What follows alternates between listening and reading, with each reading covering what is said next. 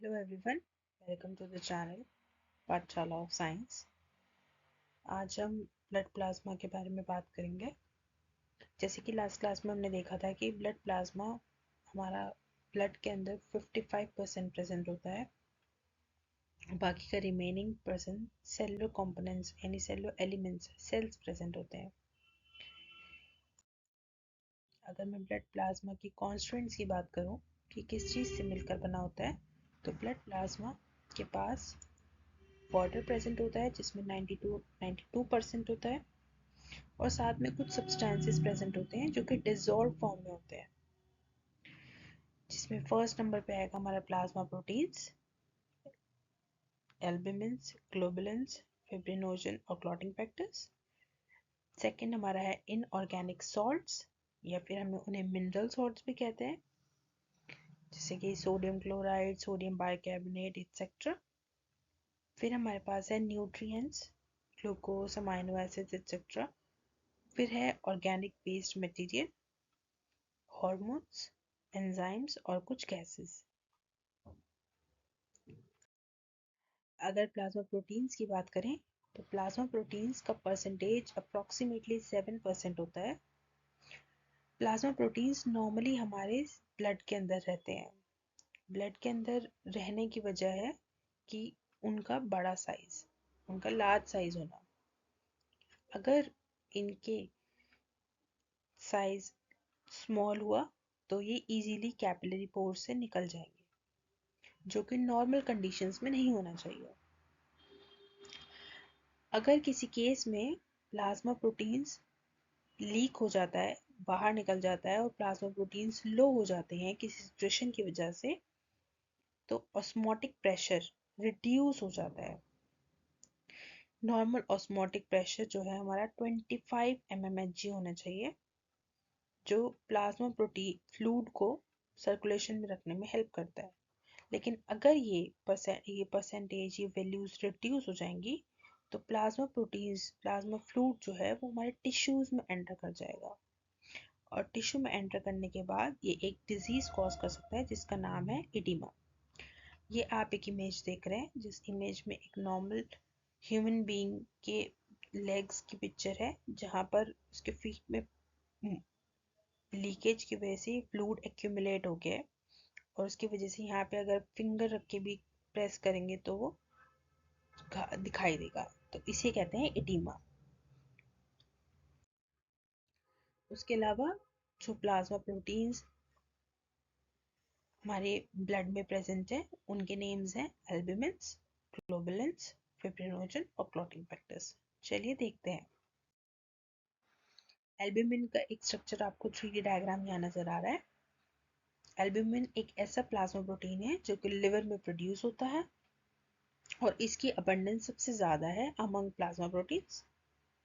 इसका फंक्शन है कि ये नॉर्मल ऑस्मोटिक प्रेशर को मेंटेन करने में हेल्प करेगा। साथ ही साथ ये एक कैरियर मॉलिक्यूल की तरह काम करता है, जिसमें ये लिपिड्स और स्टीरॉयड हार्मोन्स को ट्रांसपोर्ट करने में हेल्प करेगा। ग्लोबुलिन्स की बात करें तो ग्लोबुलिन्स भी लिवर में फॉर्म होते हैं, और कुछ परसेंटेज इसकी लिम्फोइड टिश्यूज में भी बनती है।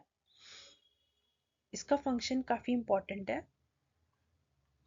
ग्लोबुलिन्स जो है वो एंटीबॉडीज की तरह काम करेंगे, जो कि एंटीबॉडीज जो है हमारी बॉडी में इम्यूनिटी प्रोवाइड करने का काम करती है। साथ ही साथ जो एंटीबॉडीज हैं उनका फंक्शन है कि हमारी बॉडी में कोई भी अगर foreign particle, foreign substance enter करता है तो उसके अगेंस्ट फाइट करता है। फॉरेन सब्सटेंस से हमारा मतलब है ऐसी चीज़ जो हमारी बॉडी सेल्फ नहीं मानती, जो हमारी बॉडी रिकॉग्नाइज नहीं कर सकती और हमारे लिए हार्मफुल हो सकती है, तो उसके अगेंस्ट वो फाइट करती है। उन सभी कंपाउंड्स को, उन सभी चीज़ों को, सब्सटेंसेस को हम एंटीजन के नाम से बुलाते हैं। तो ऐसी चीज़ों को हमें न्यूट्रलाइज करना पड़ता है जिससे कि हमें कोई इन्फेक्शन ना हो। तो उस चीज़ के लिए ग्लोबुलिन जो है वो एंटीबॉडी का पार्ट होगा। इसी से हमारा नेम बना है इम्यूनोग्लोबुलिन। इसके अलावा ग्लोबुलिन हार्मोन्स को ट्रांसपोर्ट करने में, साथ ही साथ मिनरल सॉल्ट्स को ट्रांसपोर्ट करने में हेल्प करता है। अगर हम हार्मोन का एक एग्जांपल लें तो जो थायरॉक्सिन हार्मोन है उसकी ट्रांसपोर्टेशन के लिए थायरोग्लोब्यूलिन रिस्पॉन्सिबल है। सिमिलरली अगर हम कोई सॉल्ट का एग्जांपल लें जैसे कि आयरन, तो आयरन के ट्रांसपोर्टेशन के लिए ट्रांसफेरिन की जरूरत पड़ती है। इसके अलावा ग्लोबुलिन्स जो है वो प्रोटियोलिटिक एंजाइम्स को इनहिबिट करने में हेल्प करता है। प्रोटियोलिटिक एंजाइम्स का मतलब है जो प्रोटीन का लाइसिस कर दें, जो हमारे प्रोटीन्स है उसको तोड़ दें। तो इस तरह से अगर कोई प्रोटीन है, कोई एंजाइम है, उनको हमें इनहिबिट करवाना है जो हमारे प्रोटीन्स को ना तोड़े, उसके लिए हमें ग्लोबुलिन रिस्पॉन्सिबल है विच इज कॉल्ड मैक्रोग्लोबुलिन, जो कि ट्रिप्सिन की एक्टिविटी को इनहिबिट करता है। Next is our clotting factors. Clotting factors जो हैं as per their name suggest, ऐसे फैक्टर्स जो क्लॉटिंग में रिस्पॉन्सिबल है, क्लॉटिंग हमारे ब्लड को क्लॉट करने में। तो क्लॉटिंग फैक्टर्स डेफिनेटली हमारे लिए एसेंशियल है कि हमारा ब्लड कोagulation इजीली हो सके। As you know, there are 13 clotting factors. One has been eliminated, among which fibrinogen जो है वो हमारा सिंथेसाइज होता है लिवर में और ब्लड कोagulation में हेल्प करता है। साथ ही साथ हमारी प्लाज्मा की विस्कोसिटी को मेंटेन करने में भी रिस्पॉन्सिबल है एल्ब्यूमिन और फिब्रिनोजन। विस्कोसिटी यानी गाढ़ापन यानी थिकनेस हमारी बॉडी की डिफाइन करती है कि बॉडी का रिस्पॉन्स किसी डिजीज के लिए कैसा है।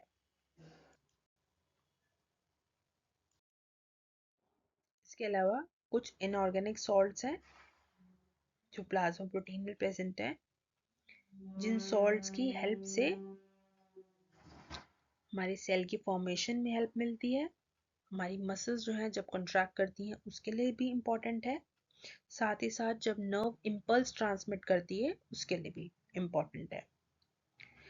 क्योंकि ब्लड जो है एल्कलाइन नेचर का होता है, जिसका pH 7.3 to 7.45 के नियर बाय होता है, उसको मेंटेन करने के लिए भी हमारे सॉल्ट्स की प्रेजेंस इम्पॉर्टेंट है।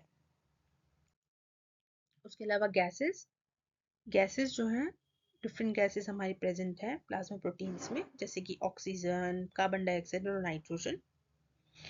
ऑक्सीजन हीमोग्लोबिन के साथ कंबाइन होकर भी ट्रांसपोर्ट होती है और प्लाज्मा में भी हमारे प्रेजेंट होती है।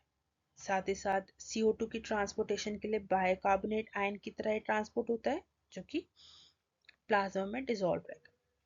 साथ साथ हमारे नाइट्रोजन, एटमॉस्फेरिक नाइट्रोजन भी है जो हमारी बॉडी में एंटर करती है नॉर्मली अदर गैसेस की तरह ही, लेकिन फिजियोलॉजिकल कोई ऐसा सच फंक्शन नहीं है। उसके अलावा हॉर्मोन्स हैं वो भी सिंथेसाइज होते हैं जो एंडोक्राइन ग्लैंड से, वो भी हमारे प्लाज्मा प्रोटीन्स में प्रेजेंट है। हॉर्मोन्स जो है वो इजीली पास हो जाते हैं सेल से, कहाँ पर, हमारे ब्लड में ट्रांसपोर्ट हो जाएंगे और फिर वो टारगेट टिश्यूज तक ले जाए जाते हैं, और या फिर उन ऑर्गन्स के पास जहाँ पर इनकी ज़रूरत पड़ती है, जो कि बहुत ज़रूरी है हमारी सेलुलर एक्टिविटीज़ को इन्फ्लुएंस करने के लिए कि हमारे सेल्स प्रॉपरली वर्क करें। लास्ट, हमारे वेस्ट प्रोडक्ट्स। तो बॉडी में जो वेस्ट प्रोडक्ट प्रोड्यूस होते हैं, जो कि नॉर्मली अगर एग्जाम्पल लें हम प्रोटीन मेटाबॉलिज्म के दौरान, यूरिया, यूरिक एसिड और क्रेटिनिन एक वेस्ट प्रोडक्ट्स है जो प्रोटीन मेटाबॉलिज्म के बाद प्रोड्यूस होते हैं। लीवर में ही इनका प्रोडक्शन होता है और ये ब्लड के थ्रू ट्रांसपोर्ट होते हैं, ट्रांसपोर्ट होकर किडनी तक पहुंचाए जाते हैं जिनसे इन वेस्ट प्रोडक्ट्स का एक्सक्रीशन किया जा सके। सिमिलरली कार्बन डाइऑक्साइड जो सभी सेल्स से रिलीज होती है यूज करने के बाद, वो सभी ट्रांसपोर्ट की जाती है लंग्स को, जिससे कि उसका एक्सक्रीशन हो सके। Thank you so much for watching. If you like it, please save it for your future references.